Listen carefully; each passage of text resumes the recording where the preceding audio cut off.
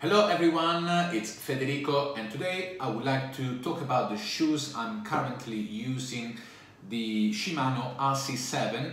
As you can see here, I got two different RC7. This one is the RC700 from around 2017, and also I do have the 2019 RC7, which is with the code RC701.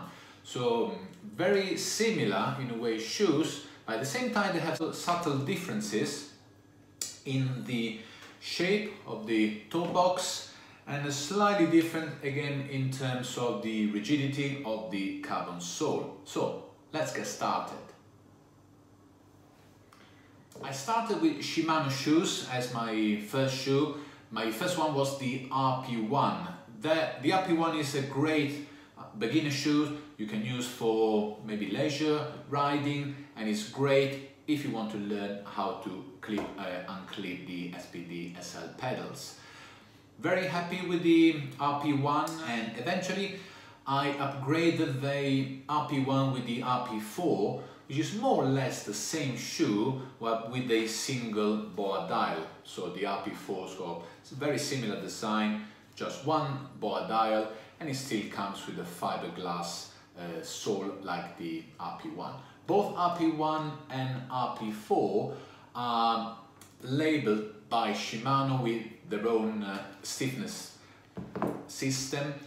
The 6 is the number that Shimano gave for the stiffness on the RP1, same on the RP4, even though at first they felt actually a lot more rigid than the RP1.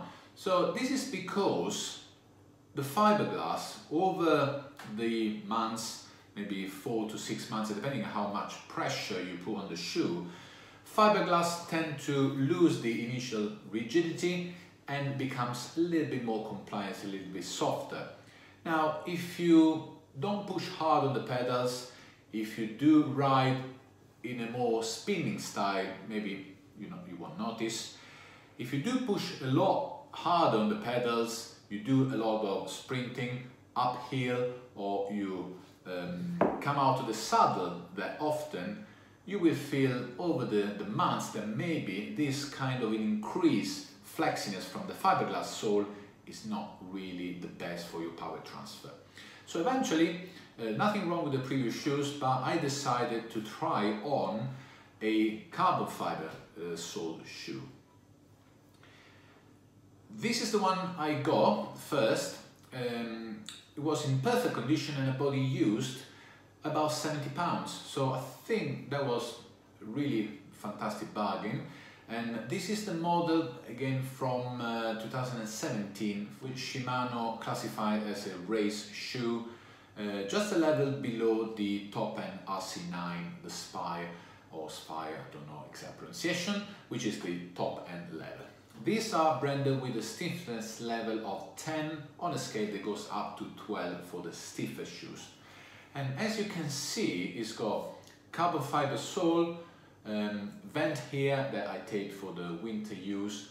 I found this extremely comfortable, and the nice design as well with the vent up here, one single velcro strap and one single boa dial to lace them up.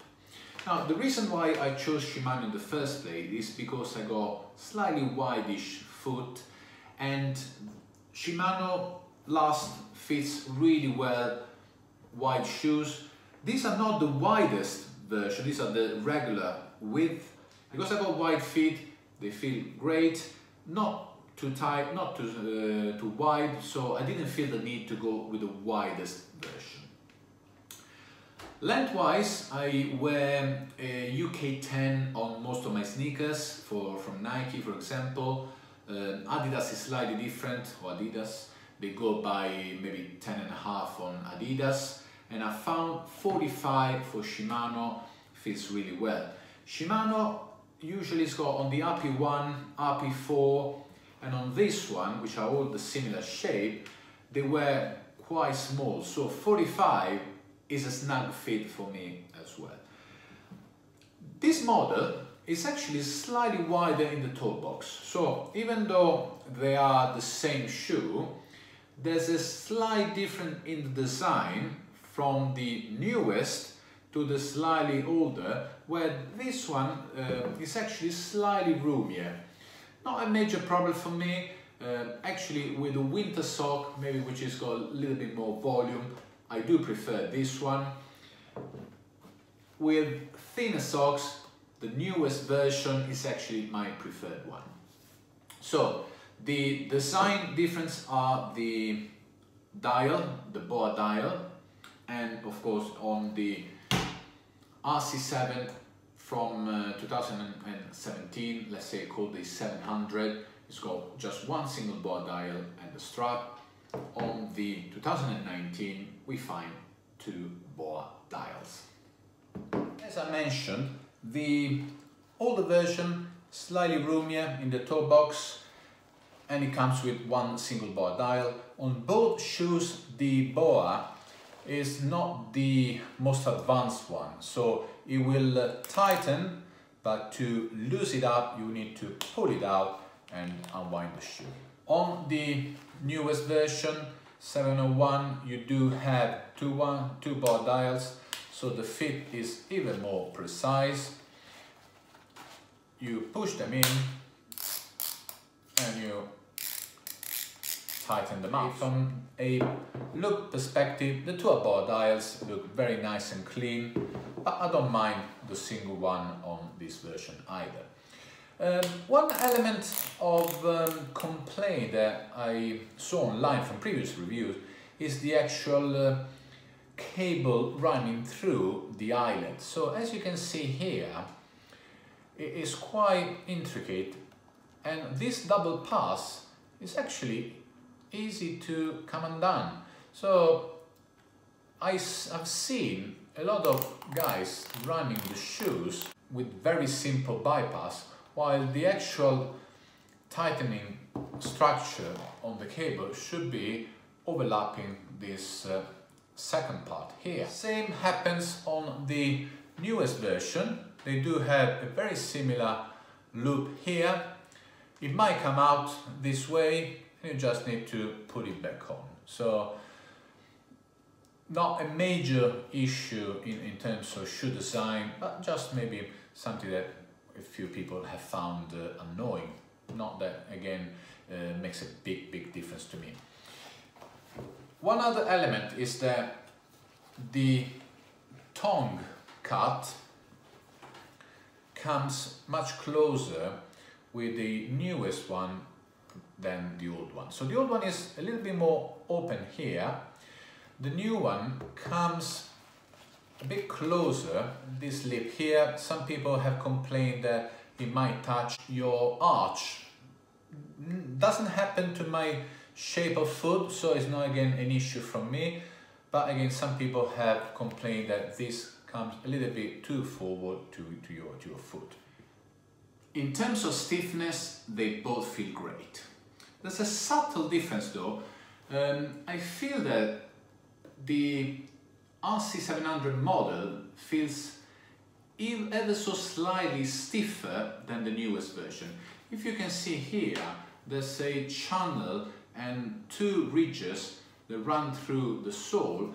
The sole feels even stiffer than the newest one.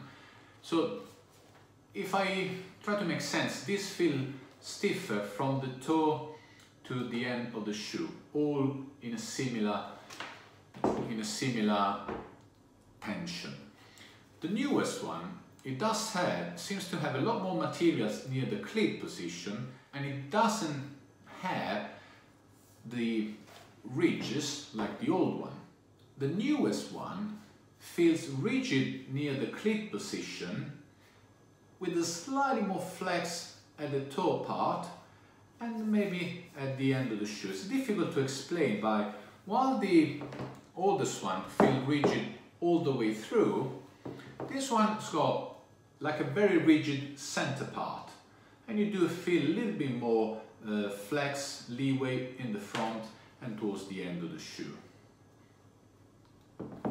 Now, another element that is quite important on a road shoe is how to position the cleat. Shimano, they do allow the cleat to be positioned quite far back, and I do prefer this way. I find much easier to push on the pedals if the cleats are ever so slightly towards the back of the foot. An element on the newest shoe that you need to take care of is that the graphics are not really precise, and actually I feel that where the holes have been cut in the shoe are in a different position. So you can see the cleats here are more or less positioned in the same way, and the graphics say a completely different story. So it feels that you can't really trust the graphics in this instance. Check them over against the shoe and feel exactly how they feel while you're riding. Other details that it might worth noticing is the stack height, which seems to be slightly less on the old version comparing to the newest one. So the newest seems to have a little bit more material under the cleat. Old one and the new one, so slightly more stack height for the newest version, but I have to say I don't really feel any major difference when I'm riding, so I don't have to adjust saddle height or anything. They both feel extremely well. Power transfer is incredible on both, and carbon sole, they won't degrade over the months or years, so they will stay rigid. And to me, that's really the main point of these shoes. Fantastic when you ride on the saddle, when you lift yourself up, when trying to climb harder. They do feel that every effort is being transferred to your pedals. Highly recommended, especially if you have a slightly wider foot. I do have a bunion as well, so they feel really, really well. Extremely comfortable from Shimano. Top marks for me.